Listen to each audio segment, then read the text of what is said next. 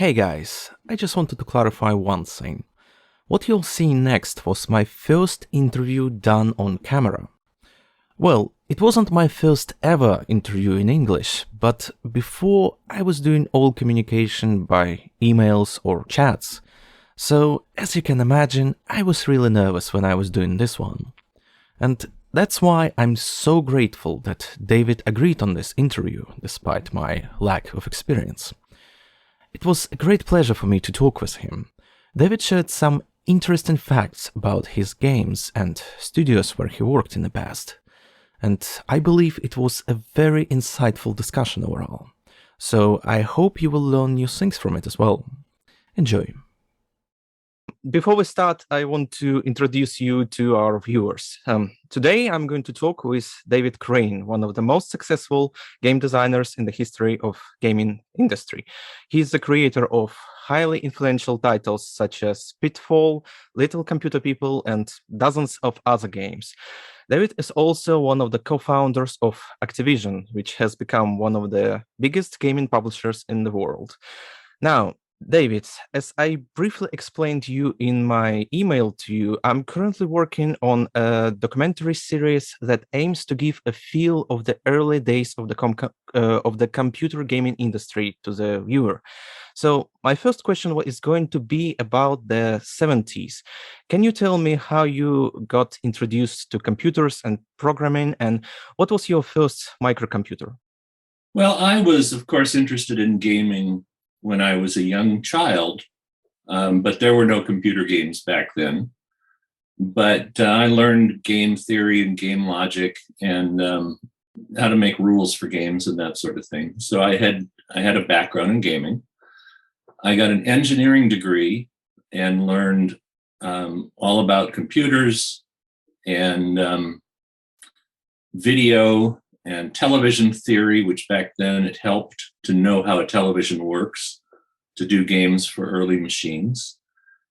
So I had a plan that I would probably start making products, gadgets for the home. And I went to work for a semiconductor company, National Semiconductor. But I'm also a tennis player. I was playing tournament level tennis, and I moved to an apartment building that had tennis courts and met Alan Miller. Alan Miller became one of my co-founders at Activision, but at the time he was just my doubles partner. And one night he came to me with an ad that he had written. He was working at Atari, and Atari wanted to hire more video game makers for their Atari 2600, which had just come out. And he said, "Here, read this ad and tell me if it works, if it has any, typographical errors or whatever." And I read the ad, and it was a nice ad. And I said, "In fact, I'm interested in a job like this." So that was about 8 p.m. one night. I went back into National Semiconductor, where I had built a computer based around National's microprocessor in order to help with my work. We didn't have computers on every desk. I had to build a computer from scratch. And I used it as a word processor to write up a resume, and went in for an interview at 10 a.m. the next day and got a phone call at 2 p.m. That I was offered a job, and I gave my 2-week notice. So in less than 24 hours from playing tennis with Alan Miller and reading his ad, I was hired by Atari. Can you describe a process of designing a video game in times when the industry didn't have established rules and development practices? Designing a game for the Atari 2600 was a very technical process. Some people know that the Atari 2600, it follows the scan of the television, and it changes pixels as they're changing on the television. Rather than having a whole bitmap, you're actually drawing the screen in real time. And I mean, that's ridiculous by today's standards, but that's the way it was back then. So the people who did it, all of the people around me had to be very capable with highly technical details. But if you're making a game, it also has to be fun. It has to be artistically appealing. So there were both sides of the equation. You had both left brain and right brain, as they say, skills in one person. Because an Atari 2600 game was made by one person. One person thought of the idea, drew all of the art, made every line of program, every pixel of art, the sound effects, the music, if there is any. All of that was done by a single person. And so each one of us was sitting at a desk. We did have access to a PDP-11 computer. You know, the home computers were not yet available, but you know, the engineering types of computers, such as the PDP-11, were available. And they had made a tiny one. It's called a PDP-11, and it was not much bigger than a PC of today. So each one of us had one of those. And then we had a device called a development system. That was a hardware device that simulated the Atari 2600. It really simulated the ROM of the Atari 2600 and attached to a 2600. So if you think about it, what we would do is we would download code into this device, and it would present that code to the 2600 as if someone had just plugged in a cartridge. But it was RAM instead of ROM. So we were able to modify it every few minutes and work our way toward making a game. So video game design on the Atari 2600 back then was one man, needed both left and right brain skills, some special hardware that allowed us to connect to the Atari 2600, and then on top of that, 1,000 or 2,000 hours of work. Okay, let's talk about your job in Atari. It was your first job in the gaming industry, but you didn't stay here for long because of how they treated you and other designers. Was it just an Atari or an issue with royalties, or giving a credit to creators was a common issue in the industry back then? Well, back then, there was no credit given to the designers. And it became pretty clear that the creative products that we were making were roughly equivalent to writing a novel. They were about the same amount of work.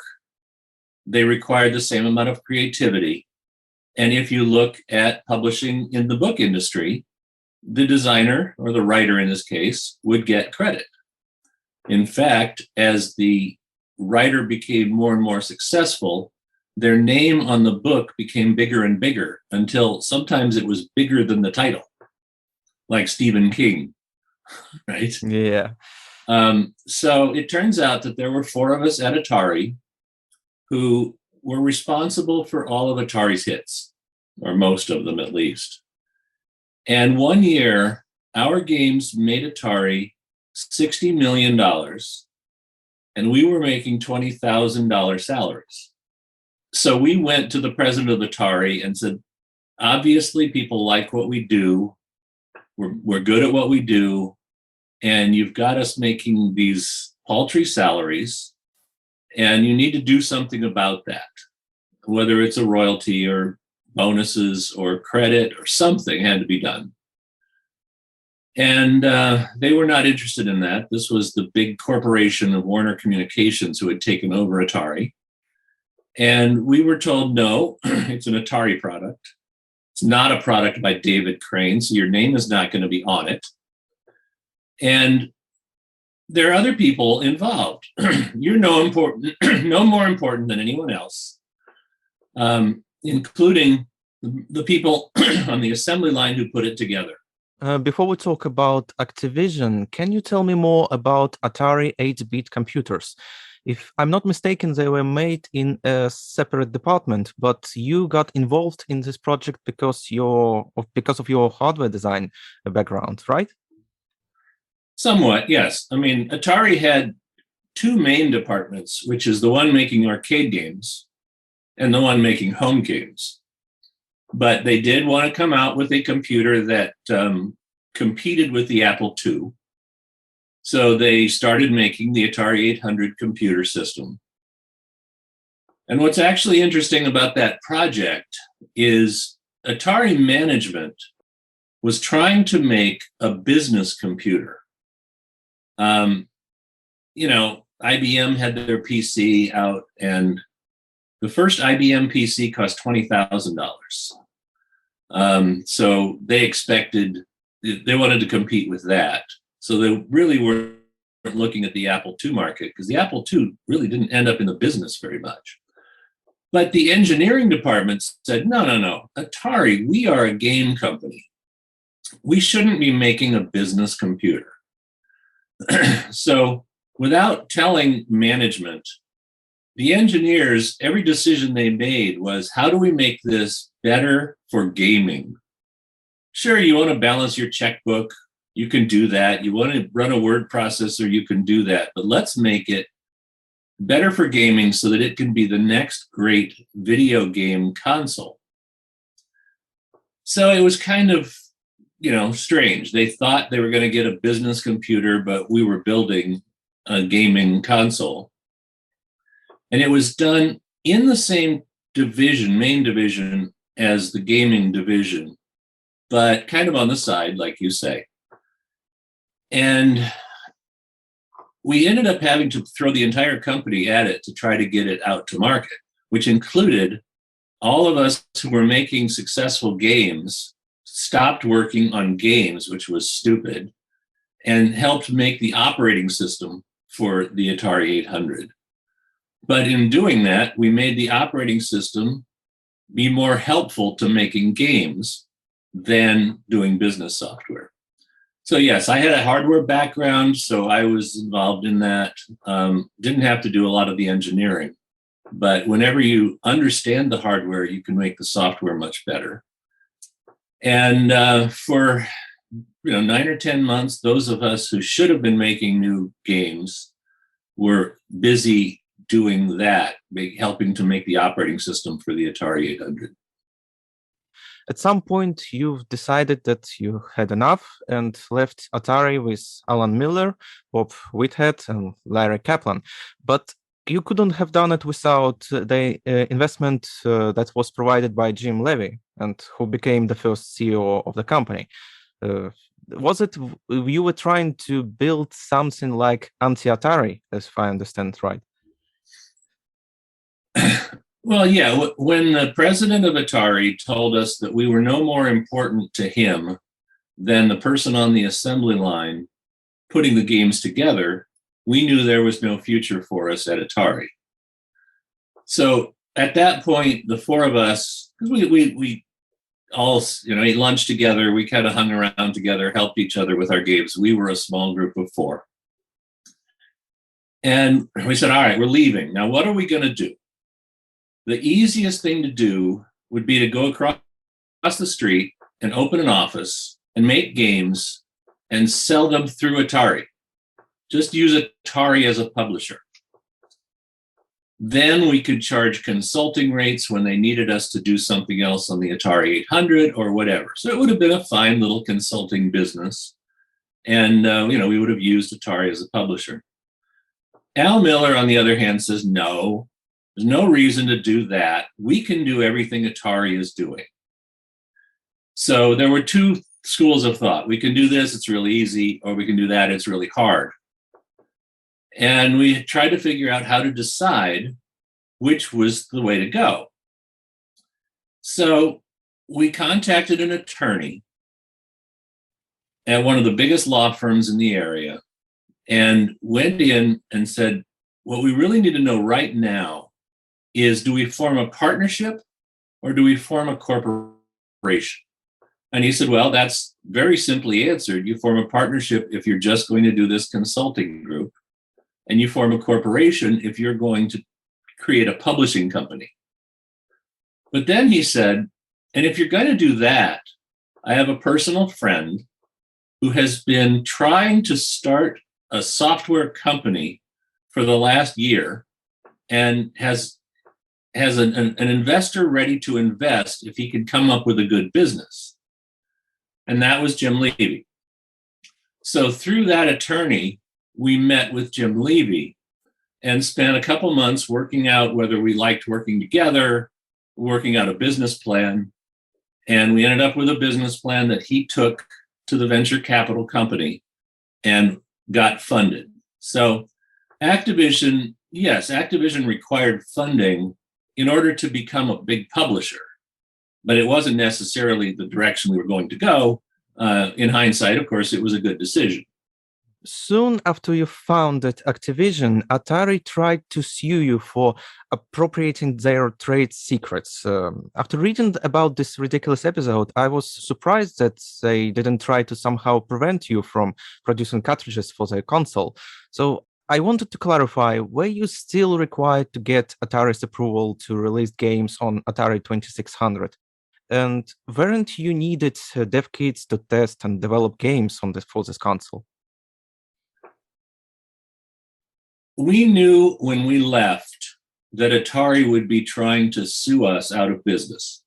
It's typically done when there's a spinoff. A small company spins off from a larger company. And we were very carefully advised by attorneys that we leave there with nothing but the shirts on our backs.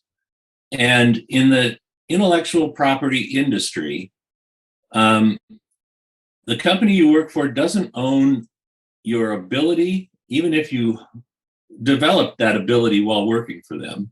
It's in your brain and it belongs to you. So as long as we didn't take anything from the company, we were not doing anything wrong. So in our initial budget, we told the venture capital company, we're going to be sued. So make sure that there's enough money in there to defend the lawsuit. So there was no doubt that we were going to be sued. There was nothing that we did wrong. We were very carefully, viewed the law, and there was nothing that we did wrong. So in order to make a game for the Atari 2600, it's pretty simple. I mean, it's a complicated technical process, but they sell Atari 2600s, in the stores. You go and you buy a console from the store and you open it up. And I reverse engineered it, found all the hardware, all the software connections and that sort of thing, so that I generated all the information that we would need rather than taking that information from Atari, which is what they thought we did. So the combination of being prepared to be sued, exiting correctly, and doing the full reverse engineering was the thing that made it possible so that we could, we could continue to do our jobs, to do what we do best. Yeah, it's just, it's just hard to imagine something like that to happen nowadays, because platform holders these days are very adamant in controlling what is allowed to be released and sold on their hardware. So I've noticed that at first, Activision was almost exclusively focused on producing console games. For example, Pitfall was ported on computers almost 2 years after the release on Atari 2600. Is there any particular reason why you've ignored the home computer market before the video game crash in 1983? It was actually very simple. We were the first third-party publishers of video game cartridges for those consoles. Nowadays, everyone is a third-party publisher. Activision, Blizzard, Electronic Arts. Almost everybody is not associated with the same company that manufactures the hardware. So that's why we call it a third-party publisher. But we still had to have enough consoles in the homes in order for there to be a market for our games. So we ran some numbers, and we figured that once the number of consoles reached 1 million in the homes, we would do games for them. Now, when we started Activision, there were 6 million Atari 2600s. So that was the best place for us to put our resources. Then the Intellivision topped over 100,000, I think it was 100,000. Did I say 1 million? I'm not sure. No, I think it was 1 million. Yes, the Atari or the television topped that number, and so we decided to do games for that. Now that wasn't easy because I had to go back and reverse engineer the television and build a development system and all those things. I ended up doing all those things for the company in the early years. A new console comes out every couple of years. So if you are a third-party publisher, you watch these consoles come out, you wait for them to sell enough units so that you can care about them, and then you have to start making games for them. And again, that requires reverse engineering, it requires making development systems, and it goes much farther into software solutions. Most of the games have compressed data on the ROM, and you have to decompress it into memory before the game starts. So you have to write the compressors and the decompressors. They were not public software at any time. You typically need to do an art tool so that you could draw pixels in the format required by that. Photoshop did not exist. Sound effects drivers, music drivers. We had to write all of that software in-house before the first game could be made. And then after that, we're all set up and we can do games for a while. But 2 years later, a new one comes out. So there was a lot of work behind the scenes that nobody ever realized of making the company capable of making games for a new console. Can you please clarify what was your role in Activision? Was you were doing only a game design tasks, or you were involved in the decision making in some way? And maybe can you explain the publishing process in Activision? How were you choosing which game you wanted to publish? One of the things that we learned from Atari is that only game people can decide what games to make for the Atari 2600. And a lot of that is, obviously, if you know games, you know what's going to be fun. But also, it is such a hard technical job that you also have to know what can be done on the Atari 2600. I mean, one of the problems with Pac-Man on the Atari 2600 was that the Atari 2600 was not capable of doing that kind of game and doing it well. That's why there's so much flicker. It's like you're running 4 different Atari 2600s, one every 60th of a second, you change it. And so you're using those objects multiple times and they flicker, you can't tell what's going on, that sort of thing. So we knew going into Activision that the product decisions would be made by the product department, not by marketing, not through market research. I hated at Atari when somebody said, space games are popular, do more space games.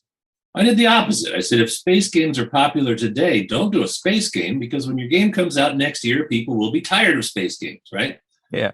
So the design group, which was initially just the 4 of us, we made the decisions of what games could be made and made a little bit of a prototype version. And then we all met together and said, this is probably a good one. This will do it. That might never make it. Let's try something else or whatever. And then Jim Levy, running the business, he had kind of a difficult decision. He had to make the business run in an organized fashion. So he would look at the business and say, I really need 2 brand new games by September of this year for my business plan to work out. And so we would all meet together and I would say, the one I'm working on will definitely be done by September of this year and ready to sell.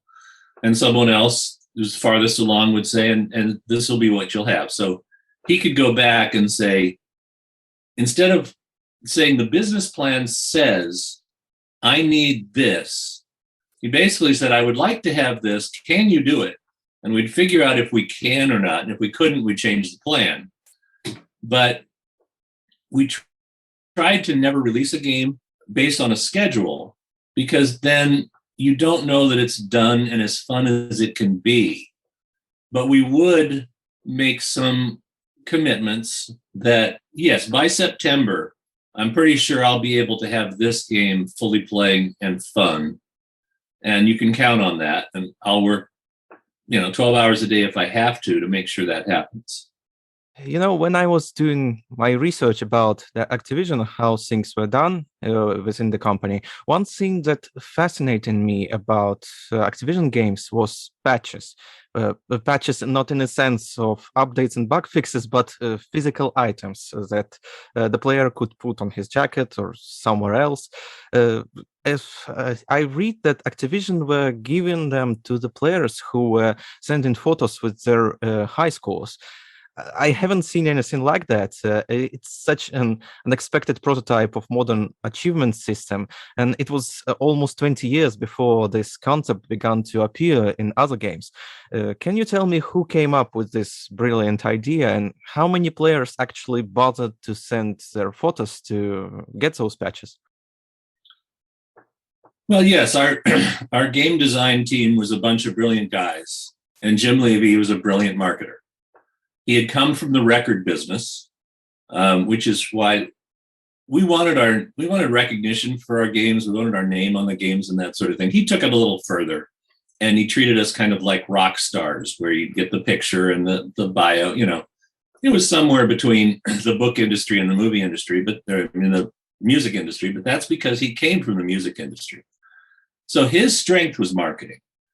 And he would look around for all sorts of ways to do something like that. I'll give you an example. I finished the game Freeway. Game Freeway is two chickens crossing 10 lanes of traffic. Who can get to the top first as many times as possible in 2 minutes, right? Well, when I was done with it, it was not a chicken. It was a man. And he was running across traffic.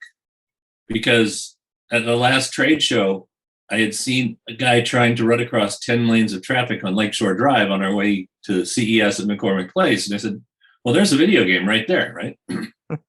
Yeah. And we were about to go to our January CES show.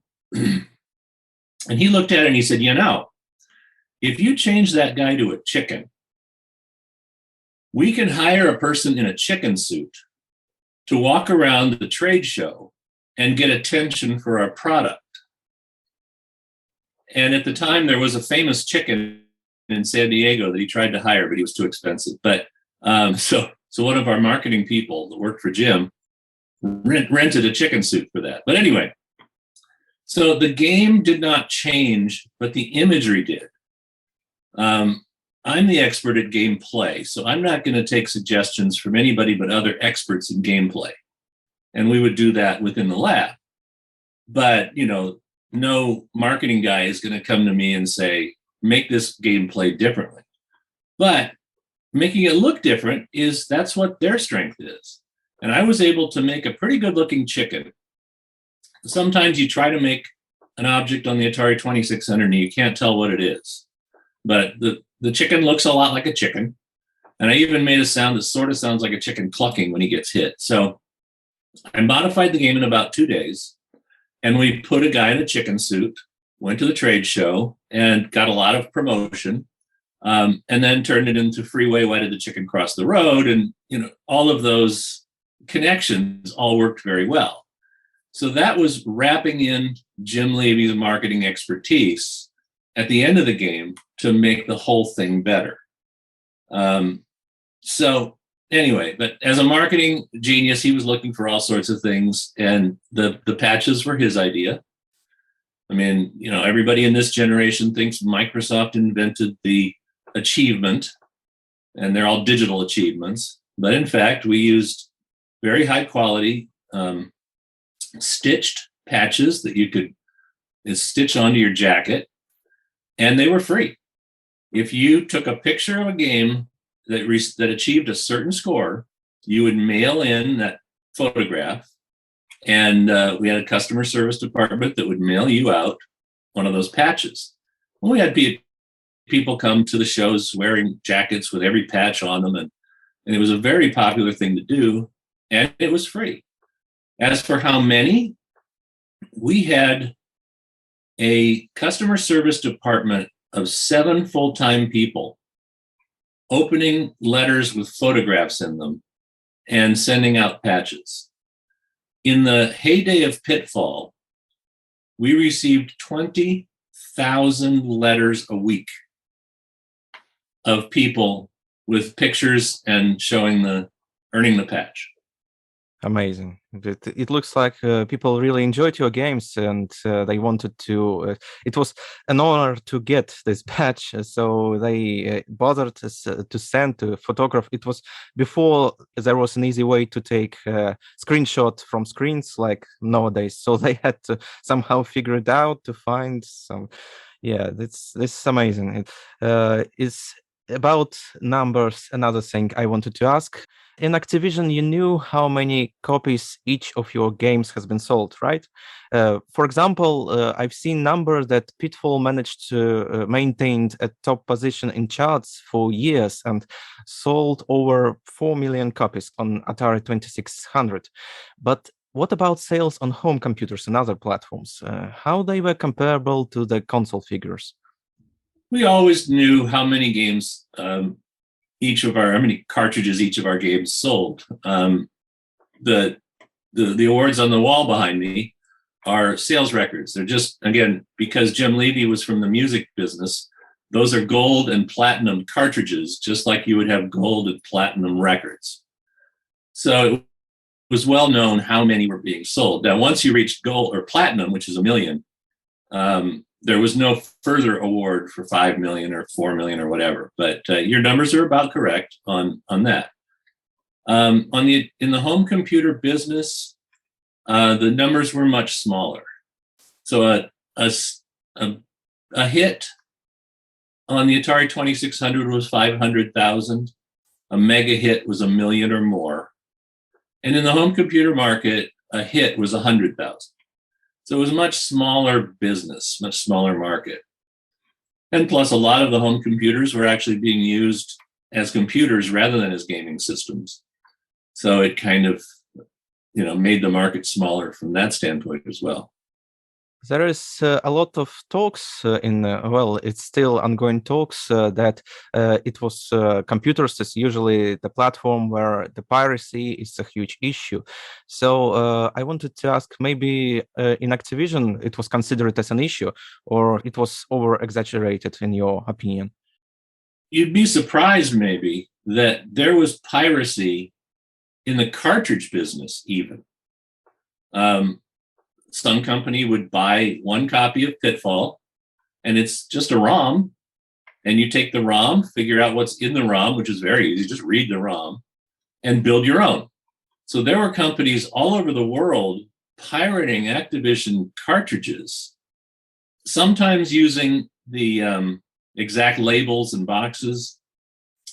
Other times, one company in, I think it was Saudi Arabia, they called themselves Atari and sold Activision's games in their own cartridges. Yeah, it's hard to imagine something like that these days, because they were going to, if someone would do this now, they are going to be sued into oblivion in a few seconds. But there were companies that we didn't really have relationships with to sue people. And if you talk to collectors now, they love that because they can find all of those very unique pirated copies, and they're more valuable than the originals now. In the home computer business, most software was sold on floppy disk, beginning with 5.25-inch floppy disk and then 3.5-inch floppy disk. And since if you have a computer and 2 floppy disk drives, you can copy one floppy disk, put in one, and copy it onto a blank. So that was an issue that piracy could have been really, bad. So what was done was there are more tracks on a floppy disk than the disk drive on the home computer can write to.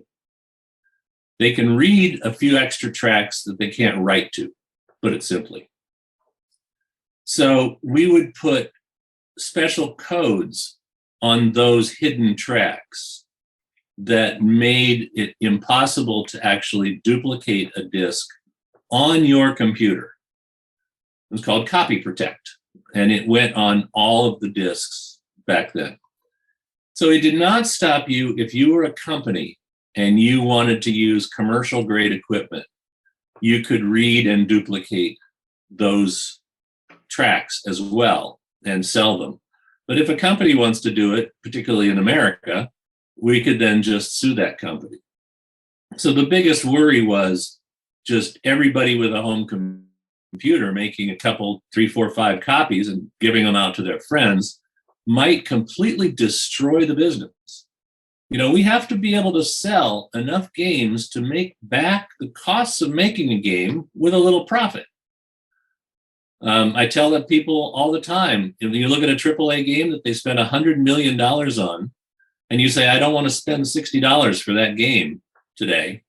And I say, if you like those kinds of games, step up and pay full price, because that company needs to make a little bit of a profit or they won't make another one.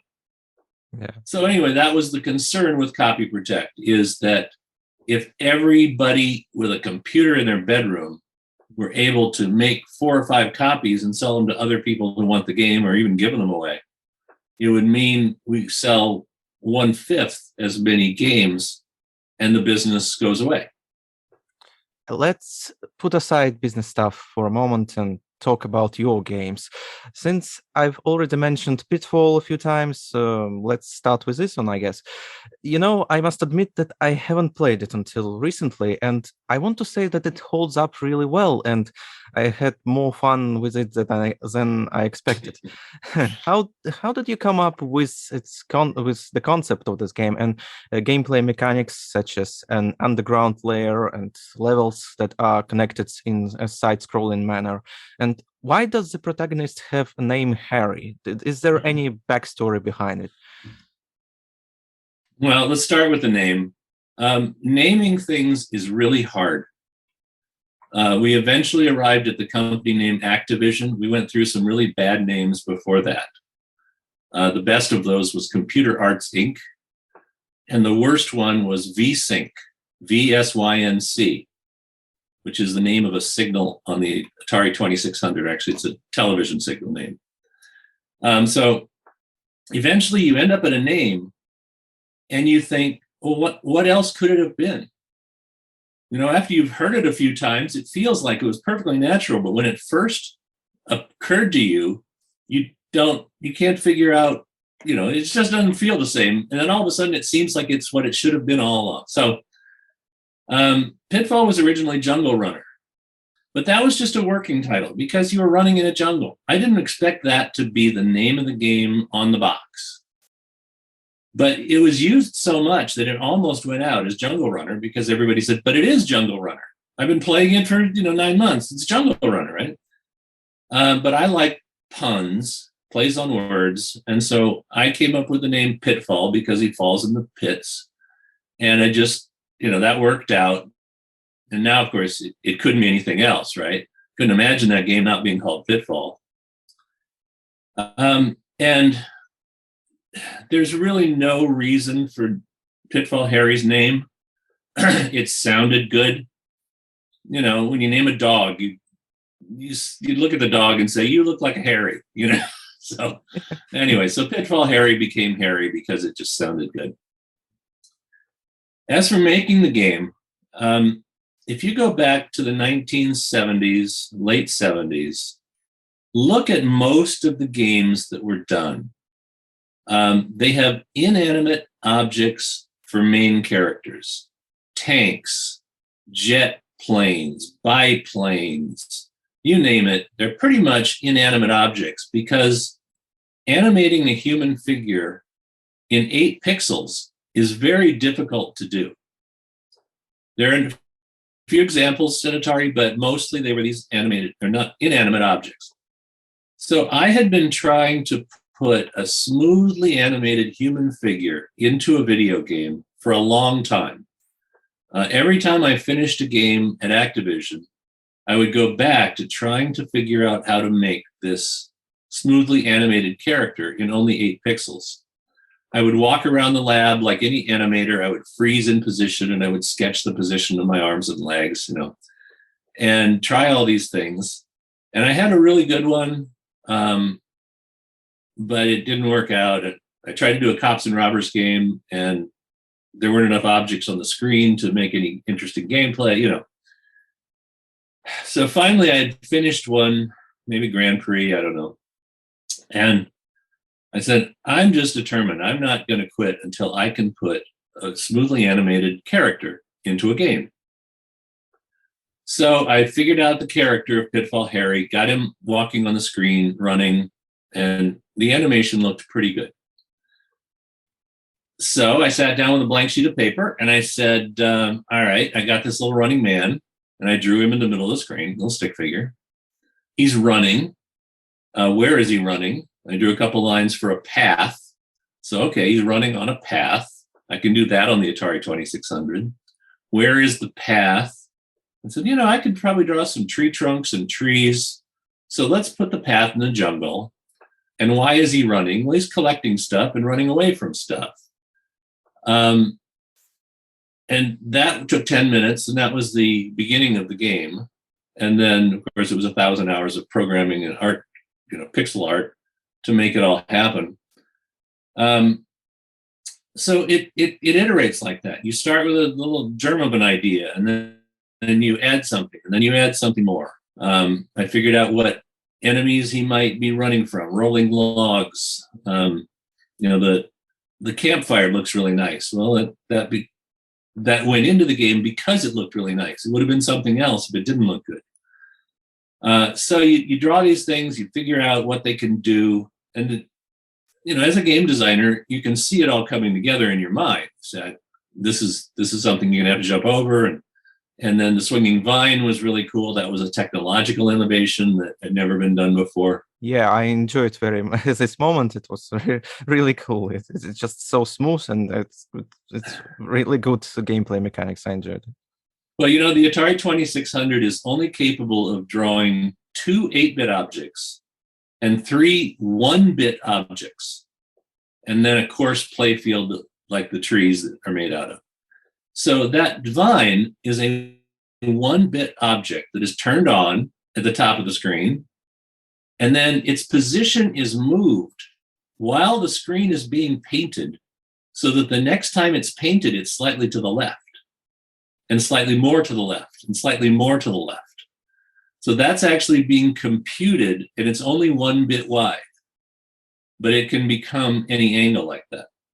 Again, it's very technical, very difficult to work on the Atari 2600. So anyway, as I'm doing this game, I said, this is a big deal.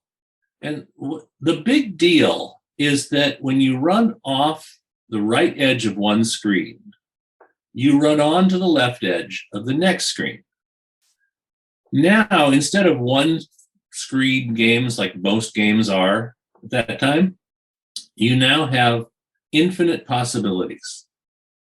If you have enough ROM in the cartridge, you can run out of the jungle and into the city, and from the city run onto a boat, and all of that capability exists, which is why 2 years later there were 600 platform games just like Pitfall, because it's so expansive, gave me so much ability. So as I'm developing the game, I end up with 32 treasures because that happens to be a binary number of 5 bits.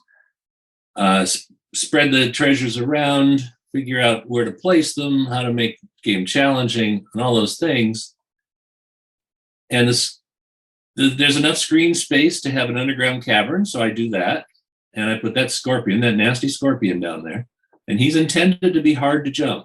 Yeah, I didn't manage yet to jump over it. I haven't yet jumped one. Well, if you're going to put something hard in the game, there should be a reward.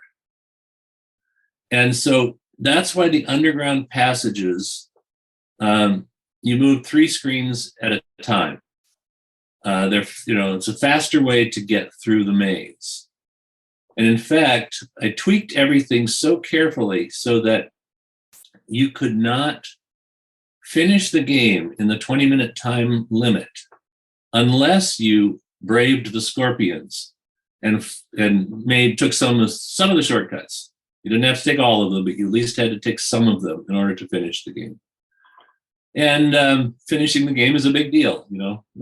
It's a real accomplishment when you finish Pitfall, get all the treasures in the 20-minute time frame. So all game design is iterative. You try something and you say, yes, that looks good. You make it challenging, but also rewarding. Rob Fulop, who was one of the other old masters in video games, he had a kind of a funny quote. He said, "You want me to make the game hard? I'll make the game hard." And he said, it's an adventure game and you go into a room and there's an old man there. And the old man looks at you and he says, "I'm thinking of a number between 1 and 1,000,000. Tell me my number and you may pass." That's hard. But what's difficult in the video game business is to make it challenging and still fun. We don't have an equation for that. We don't know how to do that except to try it and say, this would be fun. I'm going to try this. This would be challenging. It's too challenging, but simplify it a little and then give them a good reward for surviving. So that's what good game design is. And Pitfall had a lot of that in there. You've mentioned, you made an analogy when you talked about the name of Harry with analogy with the dog. So I want to talk about another game that is related to pets. I wanted to talk with you about Little Computer People. It's such an unusual game in your portfolio. I mean, most of your previous work was related to the arcade genre, but Little Computer People was more of a social simulation experiment that was way ahead of its time. It has so many cool ideas, like the moment when the character knocks on your screen and the game produces a suitable sound effect, like he really does that. Can you tell me more about the development of this game, and if it's true that each copy of the Little Computer People was unique in some way? Well, Little Computer People has a lot of development in it, even before it came to Activision. It was a product that we acquired, and then I took over and turned into an interactive video game. A designer in LA, his name was Rich Gold, came up with this idea way back before we had any inkling of it. He wanted to do a product called Pet Person, and he was thinking in terms of pet rock. Did you ever hear about the pet rock, or was that an American thing only? It's American. Most likely, it's an American thing. I haven't heard about it. Well, the pet rock was just a marketing idea. You go out into the garden and you pick up a rock and you clean it up and you put it in a bag. And then you put a story around it and you name the rock, you tell a story about the rock, and then you sell it for $10, even though it was free. Just picked it up out of the garden. And people would then collect it and it was their pet. This was pretty stupid, but it was a great marketing idea. The advantage of it is it had no cost, and yet with good marketing could sell at a reasonable price. So Rich's idea was to do Pet Person, which is kind of like a fishbowl, where the house that he lives in is on the screen, and the guy just lives his life. And it was intended to be completely non-interactive. The most interaction was when you would give him some food, ring the doorbell, and he'd go out and get the food and put it in his pantry or whatever. And then kind of Tamagotchi-like, you did have to periodically, make sure that there's water for him to drink, food to eat, or he would get sick and go to bed and die. So Rich Gold took that idea to an investor, got some money, went to a technical company, people I know, and they spent a long time trying to they made the house on the disc and the guy and the dog, so that part had been finished. But that was expensive. I mean, that's a lot of work in there. Making a complete simulation of life is a lot of programming. And so instead of like the Pet Rock, where it costs nothing to make and could be sold for a reasonable price, this thing cost a lot to make. And the idea of trying to sell something that had no interaction into a market where everybody was used to video games, where you do something, you play, they basically were going to lose their shirts, and realized that. So they came to Activision and showed it to us. And I said, I really like what you've got so far. The simulation is really nice. There's lots of other things we might add. But I really want to make the guy intelligent. I want to make the guy interactive. I want to be able to talk to him. I want him to be able to talk to me. And I convinced Jim Levy to pay a lot of money to acquire that. And then I spent a year of my time, which was worth a lot of money, turning it into what it became. And yes, by the time I was done with it, it was a full simulation of an artificial intelligent creature. So many fun things. He could play music. He could play the piano. My favorite thing was when he would sit down and type you a letter. That it's been explained many times online, and you can find it in some, if you Google it. I figured out a way to make those paragraphs that he typed be unique every time and represent his emotional state. It represented whether he was happy or sad, whether he was hungry or full, and whether he was wanting to be patted on the head when he's sitting in his armchair. All of those things went into his emotional makeup. And so there was a simulated brain. The question as to whether or not every disc was unique is yes, absolutely. But that required a lot of technology as well. As you know, there are tracks on a 5 1/4-inch floppy that cannot be modified by your own disc in your Commodore 64 or your Atari 800 or whatever. But it can be written to by the disc duplicators that we had at Activision for manufacturing the product. So working with the company that provided those disc duplicators, we had them create an advancing serial number in those tracks so that every serial number, every disc that was made had a different serial number, which is a different run, basically a random number that was different. When you started up the product, there was a house but no guy. And eventually a little computer person would walk up and he would move in. You'd look around and he'd come back and he'd move in. Well, I would take the random signature on those hidden tracks on the disc and performed an algorithm on them to determine who the guy's going to be. One of 256 names, one of so many animated heads, one of so many clothing preferences, whether he's neat or messy. He'd leave the cabinet doors open when he left.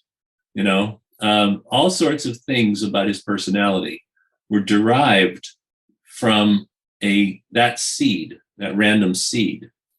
And then it was always on the disc. So every time you ran the disc, it was that same guy.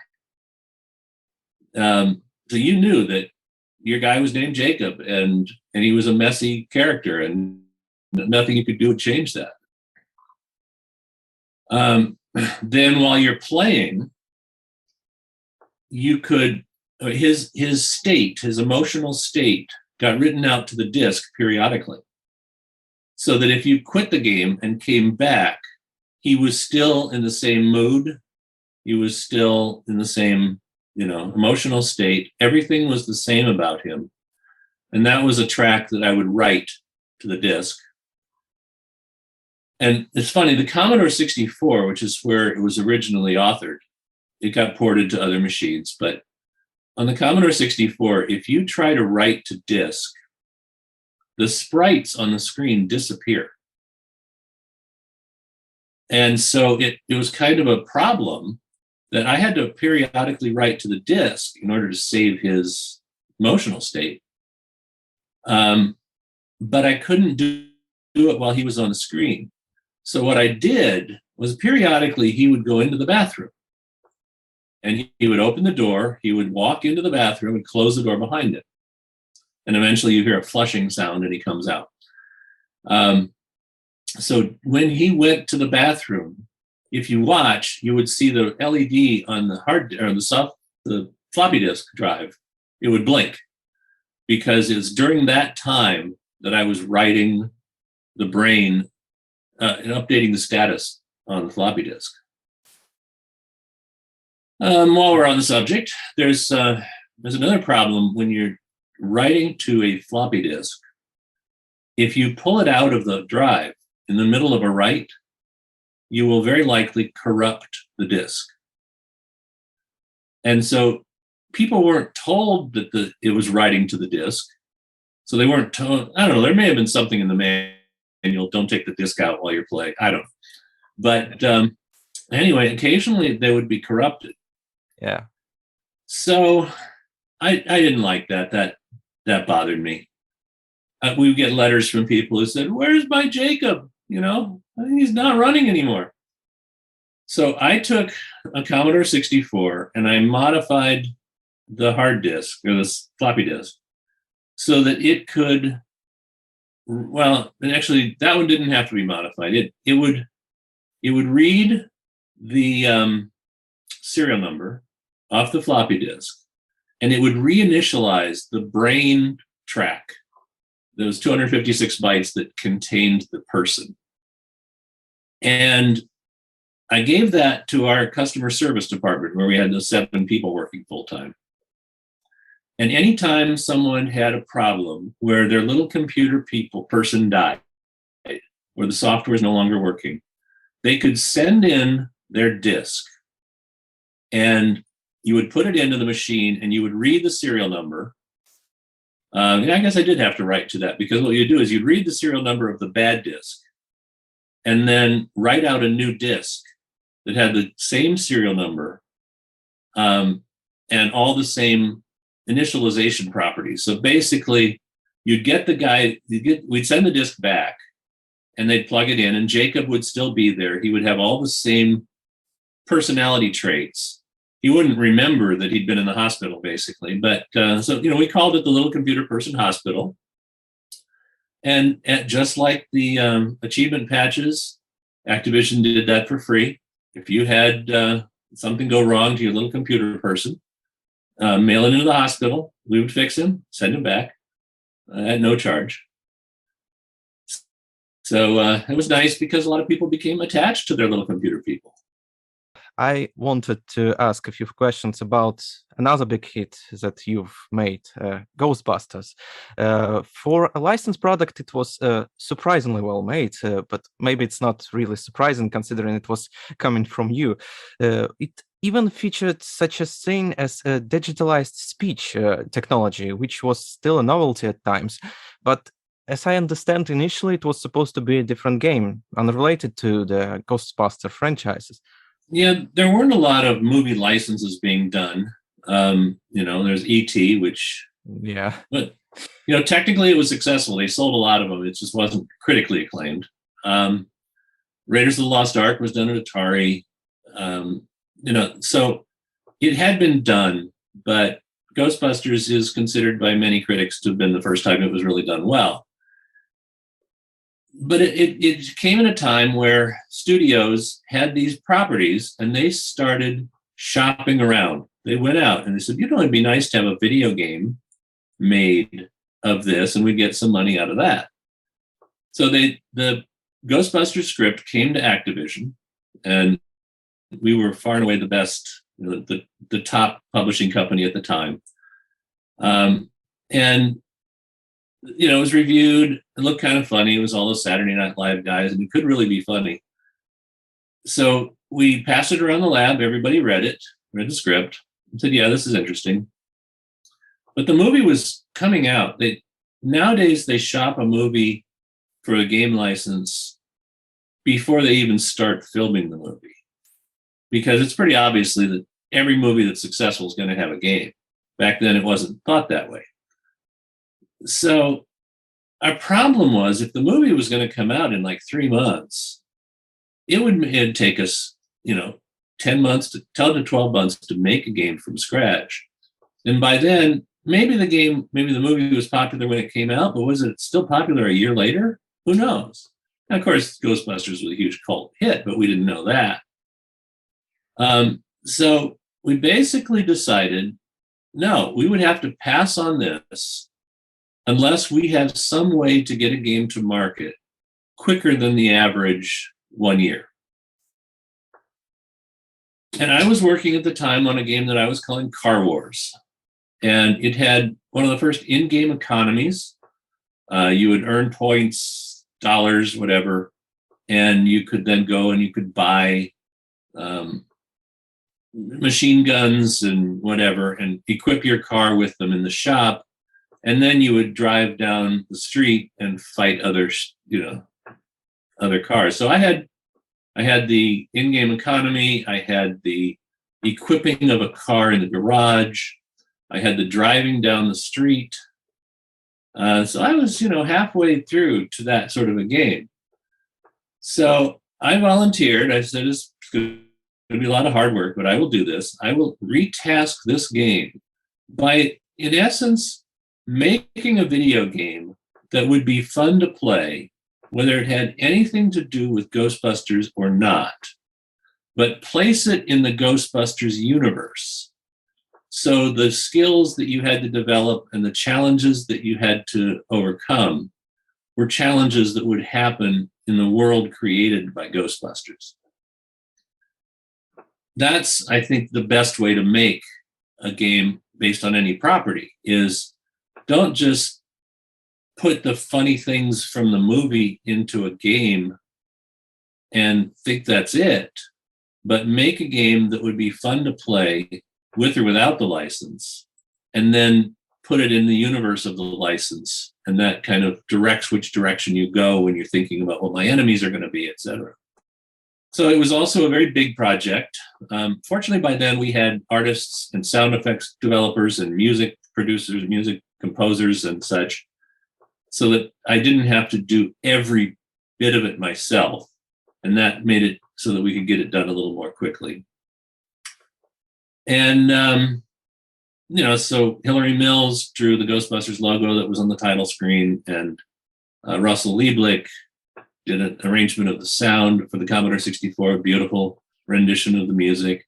I was working on the game a lot, and I had done digitized audio prior to that. The game I did, the Transformers game that I did, which of course is also another license, but that's easier. It's a toy license, for the video game. The characters just come from the toys, right?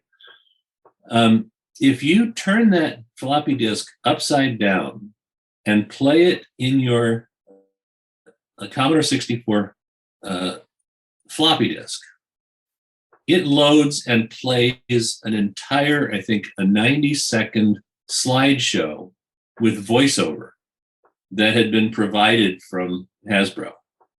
Fully digitized audio, slideshow, pictures loading simultaneously, massive technical project to be loading pictures and sounds. And it was basically the first streaming video. Yeah. And it's on that floppy disk.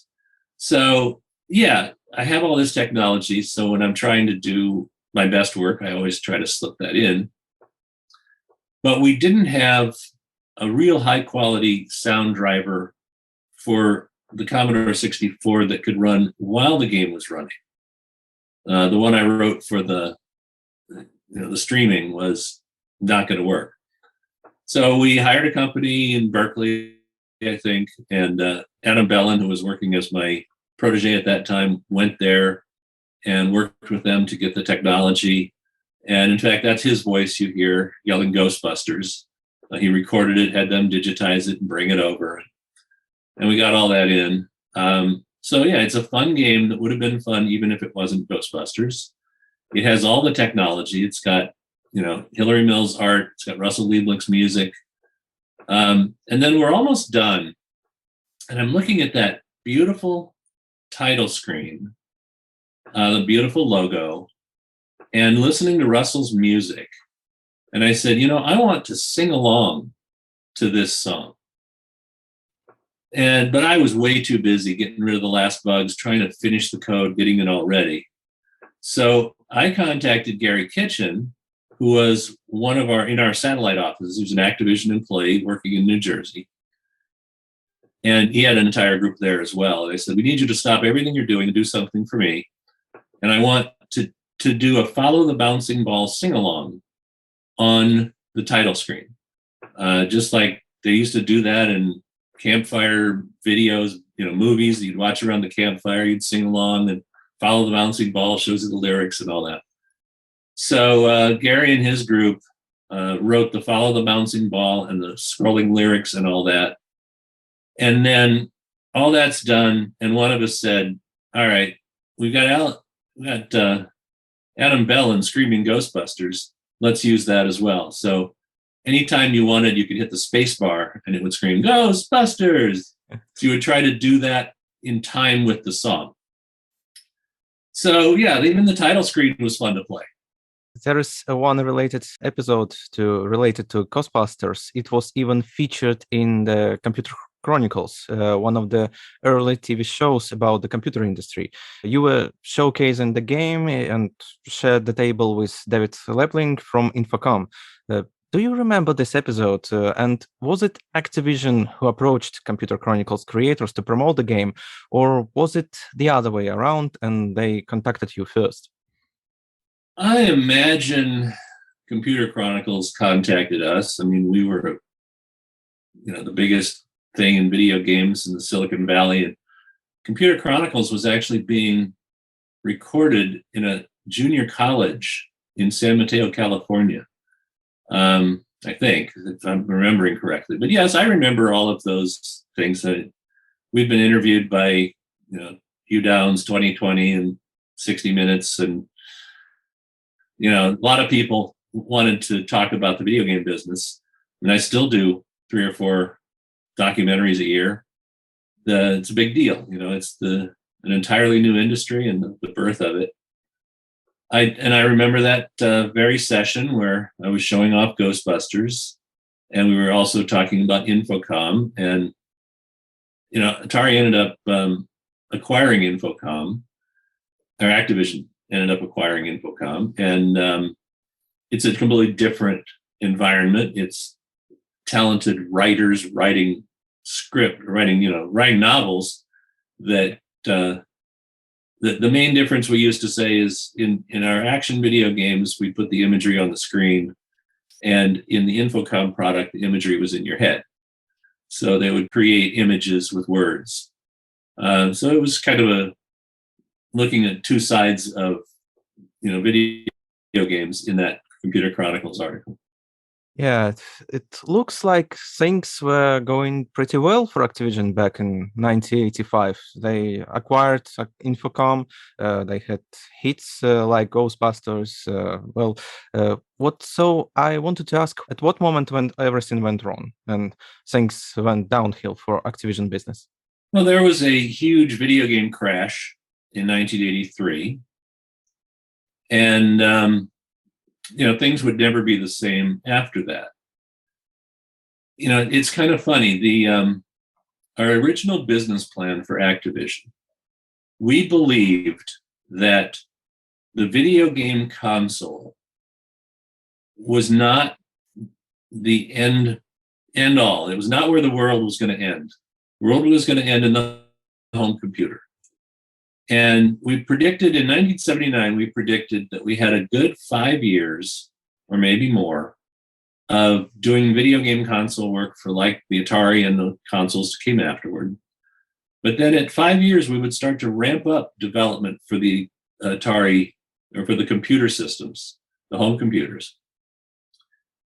And wait for that to catch up to the console business, but be prepared to start producing products for it. So imagine 2 curves. There's the video game curve starts low, goes up, starts down. The home computer starts to ramp up, And at the 5-year point, they were about crossing lines. And so our revenues would come from home computer instead of console going forward. That was our business plan. The video game console took off exponentially. We still had that curve of the video game console business going up and then down, and the home computer slowly growing, right? But the up on the video game console was, if you were drawing it, it would be, out the roof of a 3-story building. It went way up and came way down. Now, to support a business that goes that fast and that big, we had to grow huge, fast. And it's always hard to grow a business really fast.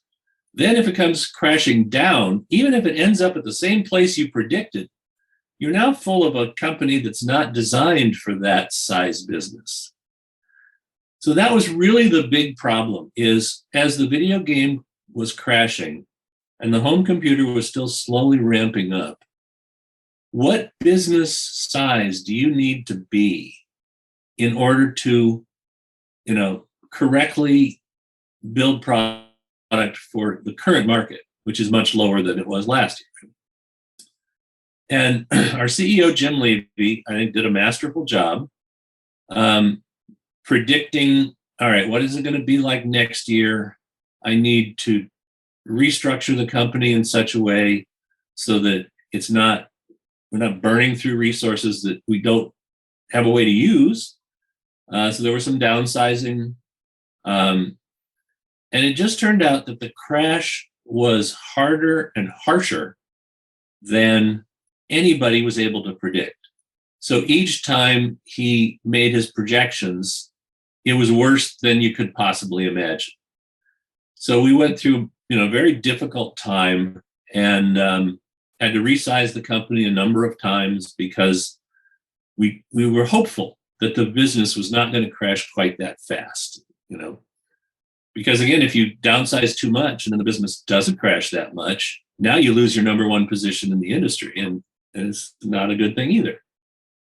So eventually, the Activision board of directors decided that it was Jim Levy's fault that the industry had crashed and got rid of him. So here I am, my co-founder has been removed by the board of directors. They put someone in that absolutely had no business being the CEO of Activision, and I didn't get along with him. So about 1987, the whole crash that started in 1983 finally ended up destroying Activision. And somewhere in there, 87, 88, Bobby Kotick came in and acquired Activision for basically their debt.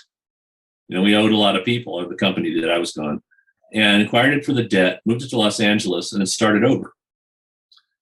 The big difference is he was starting over with a company with a name of Activision. And it was once estimated that the Activision name was worth over $50 million. Ended up buying the company for $600,000 plus debt. So anyway, so he got this $50 million name, and then made some great games and great decisions, and grew and grew and grew. And of course, it's now the biggest video game business in the world. But it was all that crash in 1983 that eventually killed everybody. We survived it more than any other game company. Maybe Electronic Arts, they had troubles as well, but they stayed, they were smaller at the time, so they stayed working on home computers. But anyway, so there were a lot of crashes caused by that. Now, what was the cause of the crash in 1983? In some ways, Activision was responsible for the crash because we showed how successful you could be as a third-party game publisher if you had talented game people. Well, some people just forgot that last part and went out and got venture capital funding and hired some programmers who'd never made a game before, and they made horrible, horrible games that they couldn't sell and completely destroyed the industry. We used to have video game publications that you could read about games before you buy them. But it turns out they would say nice things about anyone who advertised with them. It didn't have to be a good game. And so the consumers lost trust. They had no idea what to believe. Who's good? What game is good? What's not? They would buy a couple of games even from Atari, and E.T., for example, which was rushed out. They were disappointed by it, and it just supported their disappointment and their lack of confidence in the industry. So the sales went away. Then it got worse, even worse than the sales going away. Every one of these companies that started and tried to make games and couldn't sell any built their games. They put them in cartridges, put them in boxes, and they had them in a warehouse. So now the company is going bankrupt, and it has a warehouse full of games that nobody really wanted in the first place. And some really smart people came up and they said, tell you what, I will give you $3 a game for those games in your warehouse. And the bankruptcy judge took the $3. This is better than nothing. I mean, otherwise we're going to have to bury them in a landfill, which is a different story. But then they went to the toy stores and they said, we'll sell them to you for $4 and you can sell them for $5 and everybody makes money. So instead of going in the garbage, these games went into the stores. So there's one Christmas, I guess 1984 probably, every one of the stores like KB stores and Toys R Us, they had a huge barrel, a drum, sitting out in front of their store with full of games, $5 each, you pick. And so you think about it, it's Christmas shopping time. Yeah. And the kids might be more knowledgeable. And they said, boy, I want that latest game from Activision. I know it's going to be good. I want it. It's $40, but I want it. So dad takes his $40 and he walks up to KB Toys. And before he even gets in the door, he said, you mean I can get 8 games at $5 a piece and wrap them up and put them under the Christmas tree? Or I can buy one game for $40. Even though it's brand new and it's what my kid wants, I'm going to be a hero by buying these 8 games. So there were 20 million cartridges like that being sold at $5 a piece. And dad and his $40 never got back to the video game department where the Activision title was being displayed. Never even got there. Picked up his 8 games, paid, went off to do the rest of his Christmas shopping. So sales went to 0 because of all these things taking, so first of all, they put out horrible games and destroyed the confidence in the industry. And then they destroyed the retail chain for the industry. And just everything just was destroyed. And it's because everybody saw Activision being so successful and said, I can do that. And it turns out they can't. Well, let's talk about your departure from Activision. And, well, once again, you didn't leave alone, the company that you worked on before, and you left together with Garry Kitchen and other folks from Activision to found a new company. Let's talk a little about what happened after that, and if I understand right, you're still working with Garry on new games, despite that company that you founded after Activision, it's not there anymore, but you keep working together, if I understand right. Well, to begin with, go way back. At Activision, we had 4 game designers. And then we hired a friend of mine that I knew would be able to do the job, and that was Steve Cartwright. So we ended up with 5 people. And, we looked at the company, and Jim Levy flat out said, I can't grow this company if there's only 5 game designers. I mean, you guys can only produce so many games, and we need to scale. So we said, how do we figure out how to expand, get more game designers? They're hard to find. There were fewer than 3 dozen capable in the world at the time. and they were typically working for some other company at the time. So how do we do this? And worse, how do we keep it from destroying what makes Activision great? It turns out that we found that having 4 or 5 people together in a lab was helpful to the games. People would look over their shoulders and say, "Oh, that looks good," or "That looks bad," and you'd get a lot of just informal help to make the games better. And then near the end of the project, somebody who's not working on a game right now would pick up the joystick and play the game and make suggestions. And so the games benefited from all of the people being in a group. Now, you put 30 people in that same lab, and it would never work. Some of the open office structures that are used at companies like Facebook and Zynga and such, they're completely opposite of what you really need for creative work. Is put a few people who work well together and have them, help each other. So we developed what we call the design center concept.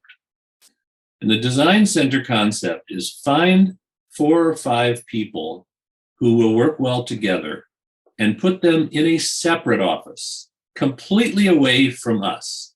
So there's no chance of having 30 people confusing the issue around one game. And we found Garry Kitchen and his brother and 2 of his friends, and they were working together already. Garry he had made Donkey Kong for Coleco. So he was a proven game designer. And we set up the Eastern Design Center, we called it, of Activision in New Jersey for Garry to lead, gave him an administrator to help out. And, it was a small little satellite office. Great. We ended up opening a satellite office in Boston, a satellite office in Pasadena, California, and I think one other, so that we had the ability to make lots of games. Well, then there's a video game crash. And the crash in 83, we've got a lot of money invested. We've got all these offices and locations and such, and we can't sell that many games at a time anymore. So a lot of those offices were closed. And what Garry did is he said, "I'll tell you what, I'll take over this office. It'll be my company now." And so he took over the office, made a deal that everything they make for the first couple of years would be published by Activision. So it was a win-win. He gets his company. Activision doesn't have to pay for all the costs. And we still get some products out of him as we need them. And some great products were made out of there. The Garry Kitchen's designer's pencil, there was a Game Maker product, and some games.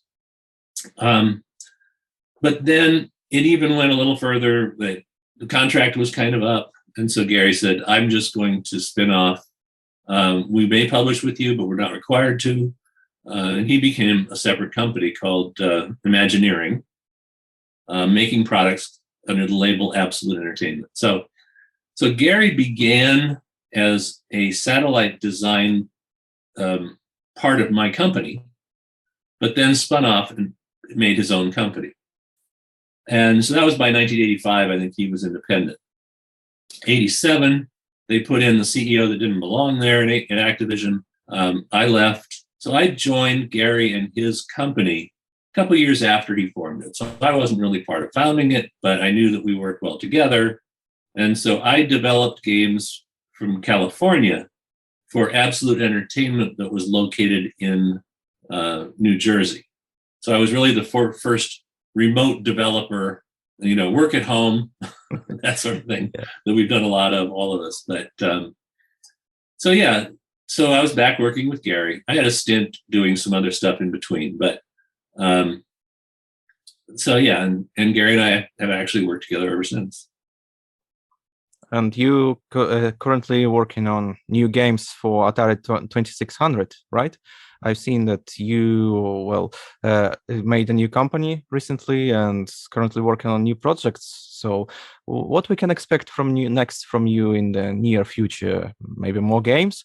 And have you ever thought about bringing your old games that you created to digital stores on PC, such as GOG and Steam, or you want to stick to Atari 2600 homebrew?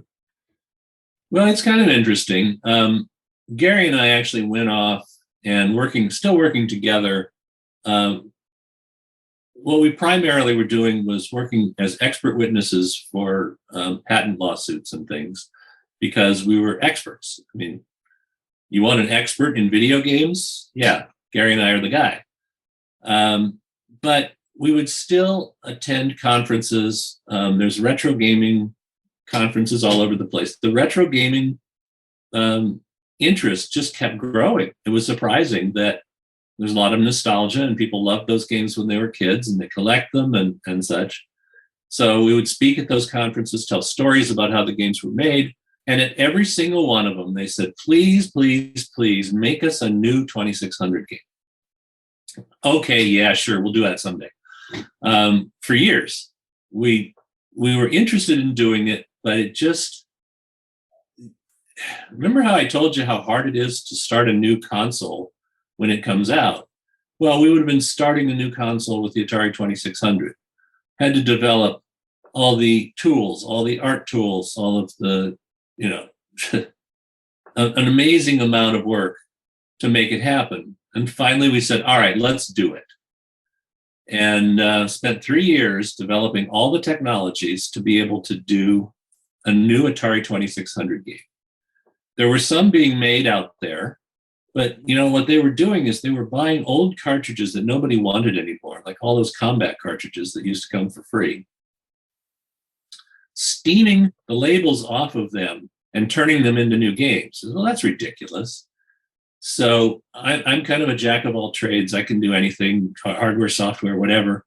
I built the 3D model for the injection molded tool to do plastic for the Atari 2600 cartridge that was similar to the one I had kibitzed on a little bit at Activision. And we decided that what collectors of retro games really like is they like hard physical copies of things to collect.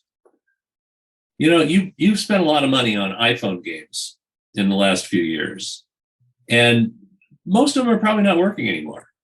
The OS changes, the game doesn't work anymore, the company that made it doesn't want to upgrade it or whatever. You buy an Atari 2600 and a cartridge, and you can play it forever. We're still playing them 40 years later.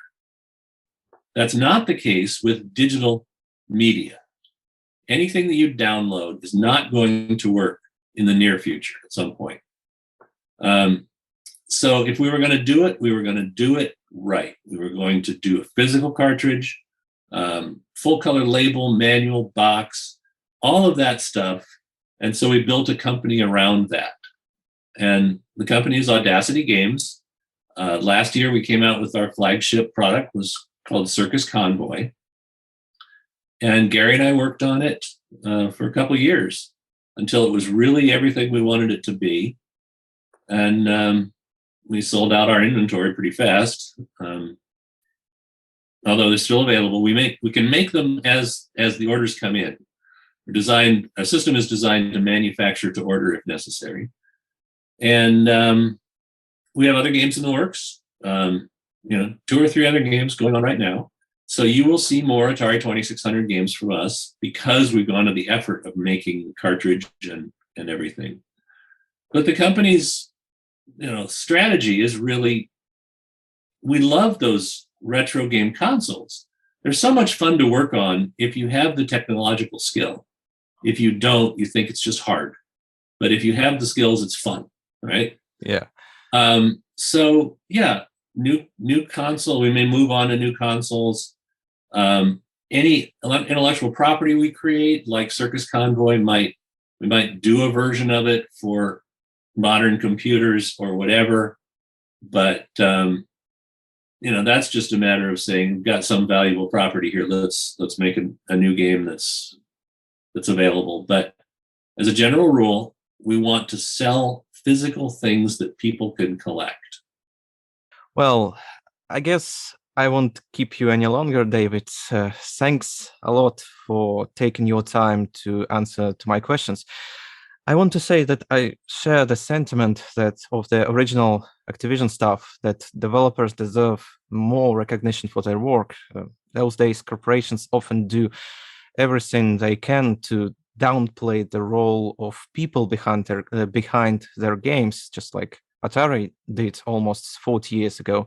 And that's one of the reasons why I wanted to make this documentary, to preserve the history and give more credit to developers who changed the industry. So I'm really glad that I had a chance to talk with you, David. Well, thanks for inviting me. I always like to talk about these good old days. They were fun.